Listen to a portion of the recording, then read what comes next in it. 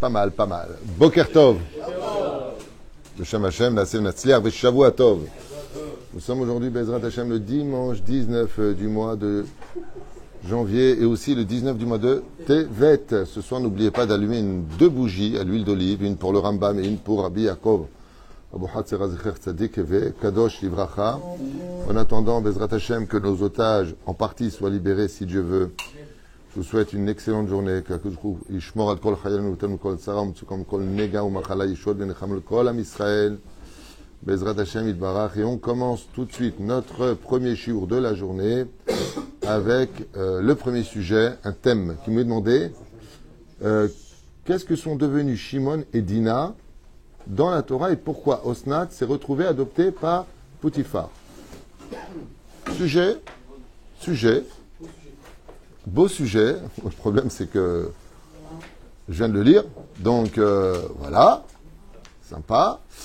Bezrat Hashem. Mais en réalité, il y a beaucoup de réponses à tout cela. Et on va essayer de les développer en faisant un récapitulatif d'abord de la question.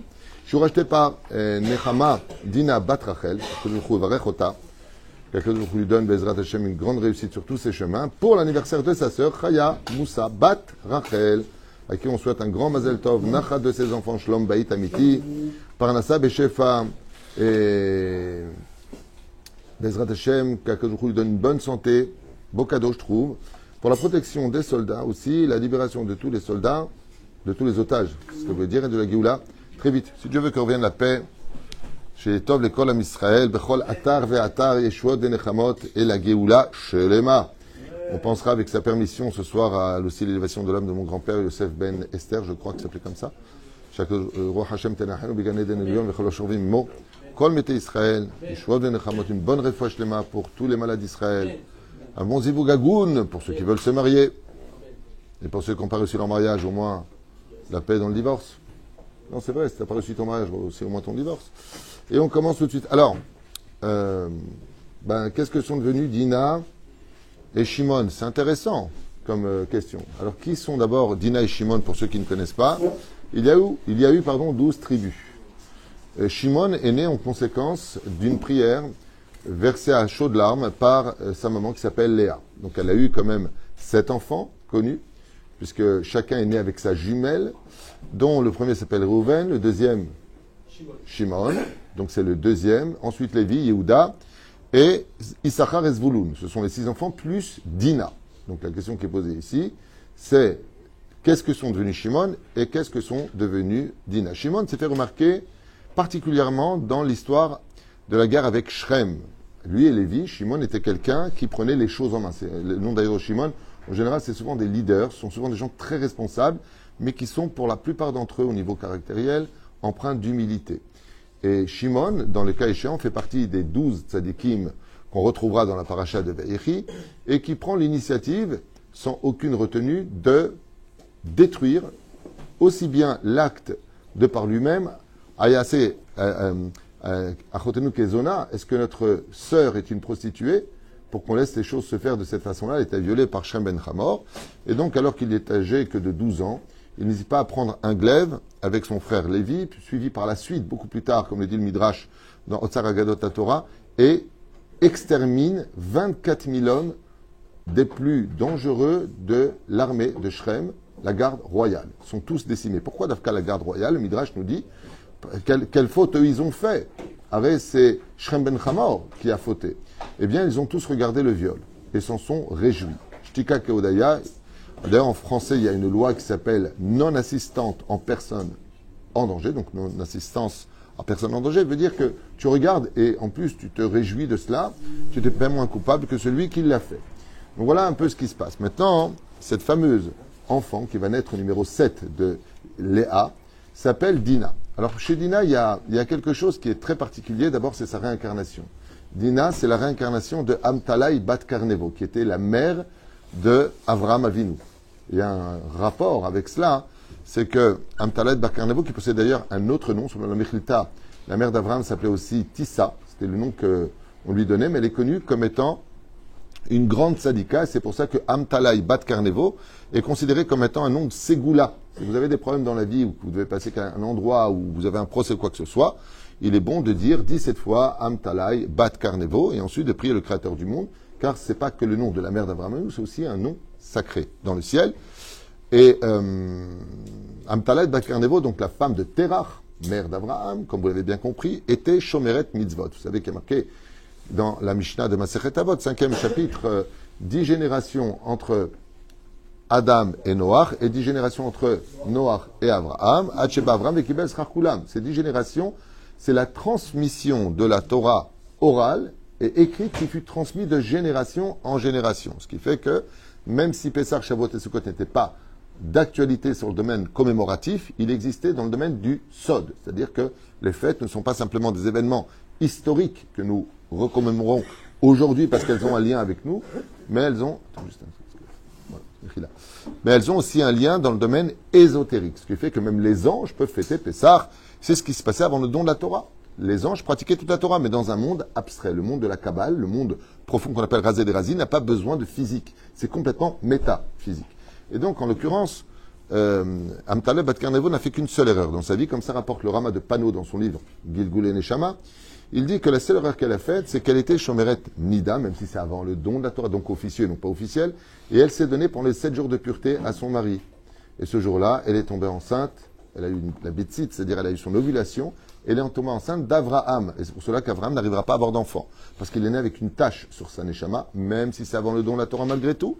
Et donc il devra d'abord engendrer Ishmaël, qui prendra toute l'impureté de cette Nida, et ensuite seulement avoir Avraham, qui viendra d'une nouvelle semence, comme l'expliquent nos Chachamim. Donc, étant donné qu'elle a fauté par le domaine de la Nida, Nun Yudalet He, elle reviendra en tant que Dina, subir son din, qui sont les mêmes lettres que le mot Nida. Dina et Nida, c'est les mêmes lettres. Mais la reine, la deuxième chose qui s'est passée, c'est que quand Léa était enceinte de Dina, sa sœur aussi était enceinte. Elle était enceinte. En réalité, c'est pas tout à fait comme ça. Dina était enceinte de Yosef et Rachel était enceinte de Dina. Léa a vu Beroua HaKodesh que sa sœur était enceinte d'une fille. Et elle, qu'elle était enceinte d'un garçon. Elle a dit quoi? Ma sœur sera moins qu'une des servantes. Qu'est-ce qu'a fait pendant les 40 jours d'ovulation? La Gemara nous dit d'ailleurs, de Chagav, même le Shulchan Aruch reprend ça, tout celui qui est enceinte et qui prie après 40 jours, Tfilat Shav. Alors, quoi? Moi-même Dina, il y a plus de 40 jours. Il dit, quand tu t'appelleras Dina, tu pourras prier. Dina, c'est le symbole de la prière. Et Dina, qu'est-ce qu'elle a fait? Pour sa sœur, Léa, pour sa sœur, elle a prié que son embryon à elle, c'est-à-dire que le garçon qui était chez elle, aille chez Rachel, et que la fille qui était chez Rachel vienne dans son ventre. Il y a de ça que Yosef Hatzadik est né un peu efféminé, d'une beauté rarissime, mélange d'hommes et garçons, hommes et femmes, pardon. Il se coiffait, il avait des attitudes un peu efféminées, mais pas plus que ça, qu'il n'y ait pas d'ambiguïté, parce qu'il y a des gens qui adorent le côté immoral. Et le côté donc de cet enfant qui est né, qui était garçon à l'origine, s'appelle Dina. Et elle avait un côté un peu masculin. Elle sortait le soir comme les hommes. Et on comprend pourquoi au niveau des influences intérieures de l'âme, les tendances que nous avons correspondent essentiellement à des réincarnations sur lesquelles, eh bien, j'ai plus une tendance à droite qu'à gauche ou à gauche qu'à droite. C'était le cas de Dina. Et Dina est sortie voir la culture de, comme c'est marqué dans le parachat de Vayeshev, est partie voir la culture de, non, c'est avant Vayeshev, pardon, c'est dans le parachat de Vayishlach Yaakov Malachim, c'est là-bas. Autant pour moi, Vayishlach. Et donc elle sort et elle se fait violer et revioler et revioler et revioler. C'est marrant parce que dans la Torah, on nous apprend qu'une femme qui couche avec un homme, c'est honteux. Et aujourd'hui, sur tous les réseaux sociaux, c'est alors combien de fois vous avez couché dans votre vie? Moi, 110 fois, fier, 13 fois, pas encore. Ah bon? Vous avez un problème? Non, au contraire, c'est vous qui avez un problème. C'est une fierté de rentrer vierge sous la choupa. Ce serait peut-être temps de le dire une fois pour toutes sur les réseaux sociaux. On a la débilité de vouloir rendre l'acte le plus impressionnant, le plus beau, celui qui représente l'amour comme étant un acte basique, comme si on disait bonjour à quelqu'un et, je sais pas, je passe des choses bizarres. Je suis assez choqué de ce qu'on veut faire de la nouvelle génération. Tout est ouvert, tout est permis, tout est n'importe quoi. Enfin bon, c'est pas le sujet d'aujourd'hui. En tout cas, Dina se fait violer et dans son viol, le problème qu'elle a, c'est que, vous savez que Chazal nous dise que la première union au lit provoquera chez la femme un amour et un attachement pour lui. Et elle est tombée amoureuse de son violeur. On appelle le syndrome de Stockholm. C'est-à-dire que tu tombes amoureux de celui qui t'a fait du mal. Il ne l'a pas violé une fois, dit Rashi, il a violé devant, derrière, non-stop, non-stop, non-stop, non-stop. Vefo Yodimedze, parce qu'elle est tombée enceinte. Et on sait une chose, une fille vierge ne pourra jamais tomber enceinte de sa première bia. Ne pourra jamais tomber enceinte de sa première bia. Alors on pose la question, comment les filles de Lot, elles sont tombées enceintes d'une seule union?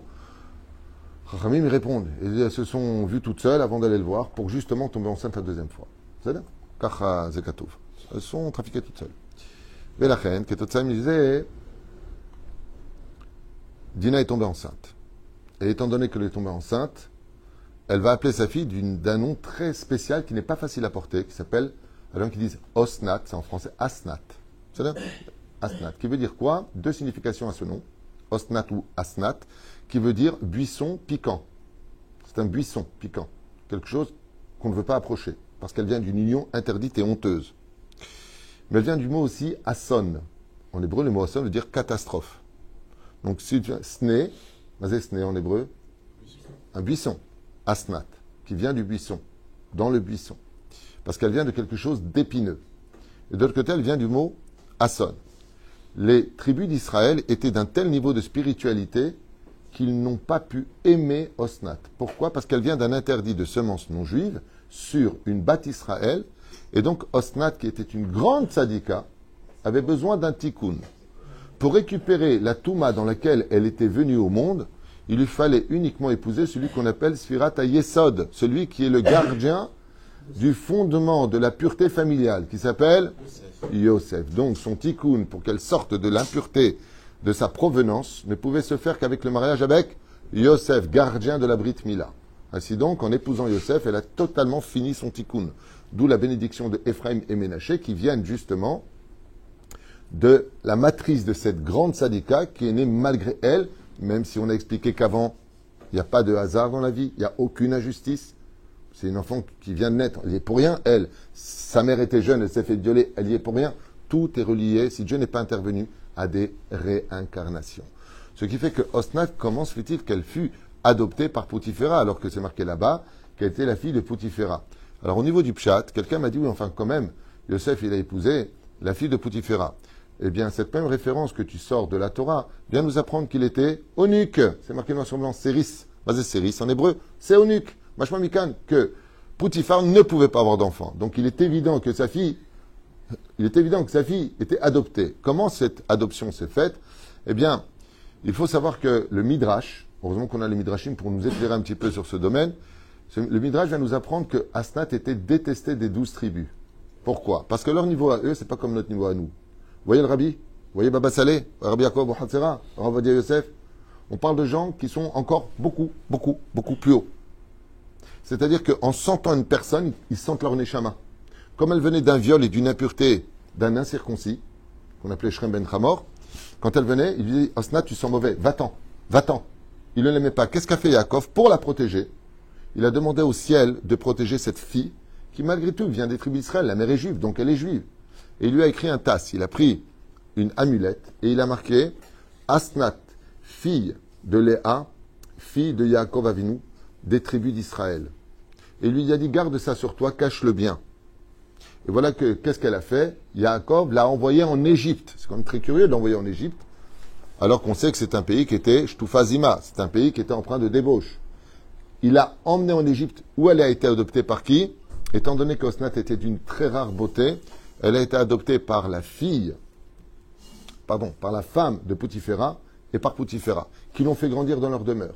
Ce qui fait qu'elle s'est préservée de tout ce qui n'était pas cachère, elle s'est préservée de l'idolâtrie, et d'où est-ce qu'on le sait, disent les Chachamim? Elle n'aurait jamais pu être la femme de Yosef. Seulement quand Yosef, après ces 12 années passées en prison, sort et conquiert par son intelligence, sa sagesse et surtout sa foi en Dieu, son bitachon bachem, il est sur son char. Yosef Hatzadik n'a jamais levé les yeux, comme le roi David d'ailleurs, en disant c'est moi, regardez, c'est moi l'héros, c'est moi qui vous nourris. Rien du tout. Et toutes les femmes lui lançaient des fleurs, des bijoux, tout le monde. Jusqu'au moment où la fille de Poutiféra adoptée, donc Osnat, a pris l'amulette et elle a reconnu que c'était son oncle. Et elle lui a jeté sur son char. Quand Yosef a vu cette amulette écrite en hébreu, il a reconnu tout de suite l'écriture de son père, et là il a arrêté son char, et il a levé les yeux vers elle. Il l'a amené devant Pharaon, il lui a demandé sa main. Ainsi donc, c'est pour ça que la Torah nous dit, il lui donna Osnat, fille de Poutifar, comme épouse. Pourquoi Dafka dans la maison de Poutifar? Parce que vous savez que Yosef a été accusé de viol sur la femme de Poutifera. Vous vous rappelez de ça?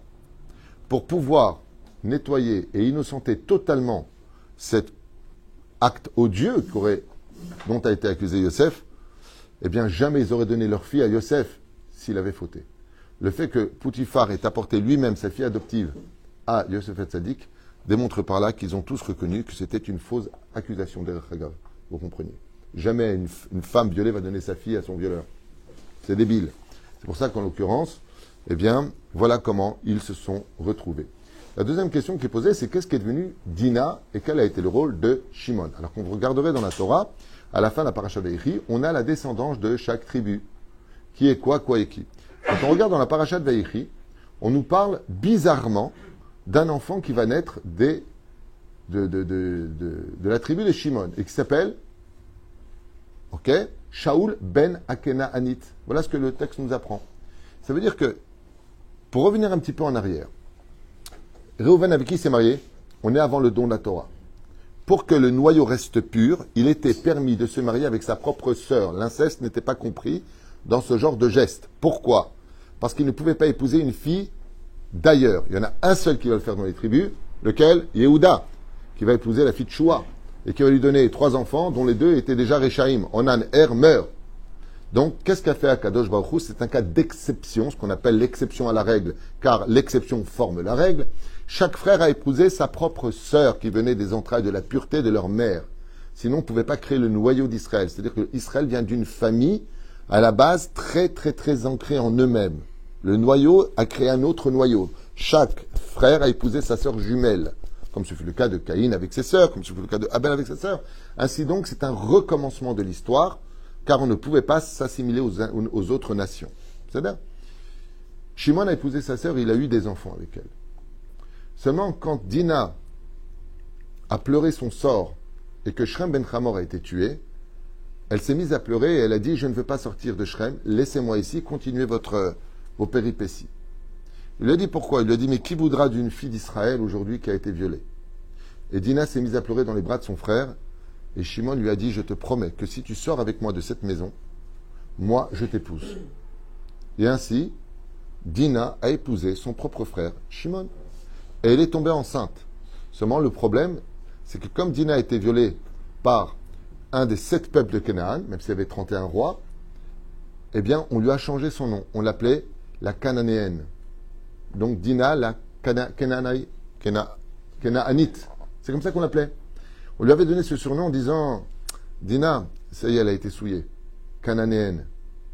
Quand elle est tombée enceinte, ils ont appelé cet enfant d'un nom juif et non juif. Shaoul est un nom qu'on retrouve dans la descendance de Esav, comme Korach d'ailleurs, et c'est un nom qu'on retrouve chez les juifs, le roi Shaoul. Et comment on appelait cet enfant qui est né de cette union entre Shimon et Dina? Shaoul, fils de la Kenaanite. Shaoul ben la Kenaanite. Chazal pose la question, qui est ce... Pourquoi tu dis fils de la Kenaanite? Ce n'était autre que l'union entre Dina et Shimon. Mais voilà qu'après cette union, et quand est né Shaoul et qu'il s'est retrouvé être Ben Akenaanite, Shimon a donné le guet à Dina, sa propre sœur, et Dina a suivi la même destinée que Osnat. Quand elle a vu que Osnat, sa propre fille, était partie en Égypte, elle a essayé de rejoindre sa fille en Égypte, divorcée. Et là-bas, alors qu'elle avait un certain âge, mais d'une beauté rarissime, elle est tombée sur un jeune homme de 18 ans. Comme ça rapporte dans son livre Rabbi Avraham Azoulay, dans Chesed l'Avraham. Et elle s'est amourachée de lui, et elle vivra jusqu'à la fin de sa vie avec cet homme. Elle va tomber enceinte avec lui de 10 enfants, soit 7 garçons et 3 filles. Et elle va vivre en Égypte. Après quoi, après avoir lui donné ces 10 enfants, ils vont retourner s'installer en Israël. Dina va apprendre à son nouveau mari toutes les lois de la Torah. Et elle va en faire un tzaddik hors du commun. Un tzaddik tellement grand qu'à lui tout seul, il pouvait protéger les habitants par son propre mérite de toute Eretz Israël de cette époque qu'on appelle de toute Eretz Canaan. Et ils vont vivre très heureux. La Gemara nous dit de lui, de ce mari, dont vous allez entendre le nom dans quelques instants, que, je vous sentais, mais c'est qui Réussissait, la Gemara dit de lui, si tu lui donnais un clou rouillé, il le touchait, ça devenait de l'or. Tout ce qu'il faisait marchait à 100%. Il suffisait de prendre une bénédiction de lui pour devenir immensément riche. Il avait une des plus belles femmes du monde, qui était Dina, des enfants qui étaient extrêmement rangés, une vie heureuse sur la terre d'Eretz Israël.